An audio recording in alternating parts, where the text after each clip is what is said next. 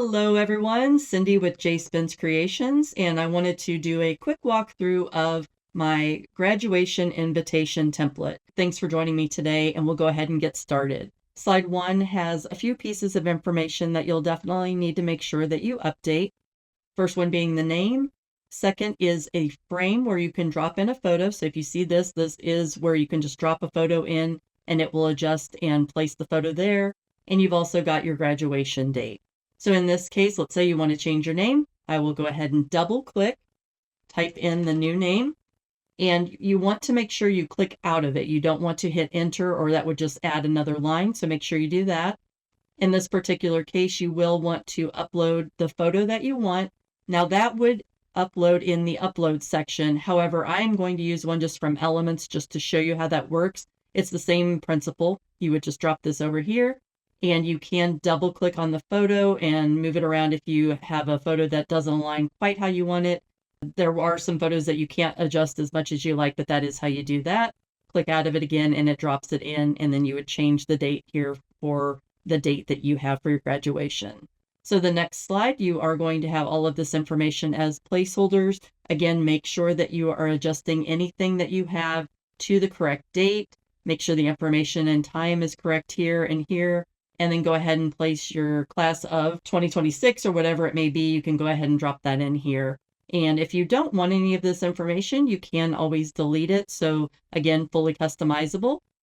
The next slide is intended to be a placeholder for QR codes. So in this particular case, I set this up to be a QR code for maps. So I will show you in a different video how you can create a QR code that has Google Maps instructions, or if you want to use another Maps application, you can, but you would drop that in here. So again, we've got a ceremony location, party location. You can use QR codes for anything else that you want. So maybe you have a website to your event. You want to drop that in. You can also do that. You don't have to have two. You could go ahead and clean this up and delete one of them and just reconfigure the page. But that is there as a placeholder.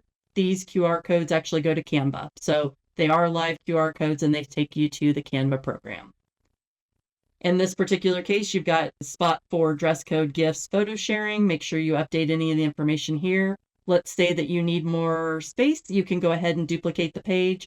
Now you have two, and then you would just go into whichever one you want and start to add or change the information. Just you don't want to duplicate it without changing, but you can add additional information. Again, it's yours to customize. Add, delete, move things around if you want a different order. The template is intended to give you a really good jumping off point, but it's yours to make however you want. We have a note from the graduate page that gives just kind of this is placeholder text, but you can leave if you choose, if that captures your sentiments. But I would call out, make sure you've got a name here you want to update to your name. As you see, this is all kind of really lean towards a college graduation, but again, you can make this your own. Change it however you want. If it's someone graduating high school and you want to say they are going to University of Life in the fall of 2026, you can go ahead and change this part. And then the final slide is the RSVP slide.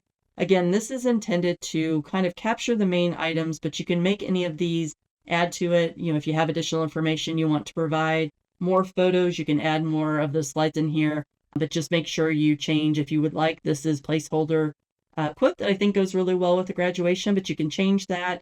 You could delete it completely and put a new frame in for another photo. Really make it your own and then update here. Now, as you get done, this is intended to be a motion digital invitation. So it does have transitions. It slides from one to the next. When you are ready to go ahead and download it, you do want to go ahead and do share, download, and download as an MP4 video. That gives you the animation, the transition between the slides, and really kind of brings that invitation to life. So that is how it was set up to be shared as an MP4 video. So from there, it will download on your computer. You can send that out and get that out as a text, as a social media post, as an email, however you choose to share it. But you will obviously download this probably to your computers, most likely where you're using this, and then go ahead and send it out from there. Thanks so much, and we'll see you in the next one.